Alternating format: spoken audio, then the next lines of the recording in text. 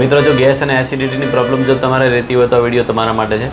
આપણા જોડે એક પેશન્ટ છે, પૂછીએ એમને શું તકલીફ હતી ને કેટલા ટાઈમમાં રિઝલ્ટ આવ્યું. શું નામ છે સાહેબ તમારું? મારું નામ સોલંકી ગણેશભાઈ લખધીર, ગામ મોટી પાવડ, થરાદ તાલુકો. અચ્છા, થરાદ તાલુકો. શું તકલીફ હતી તમને? મને પેટમાં વારંવાર દુખાવો અને ગેસ એસિડિટીની તકલીફ હતી. અચ્છા, કેટલા ટાઈમથી આ પ્રોબ્લેમ હતી? લગભગ 12 મહિના.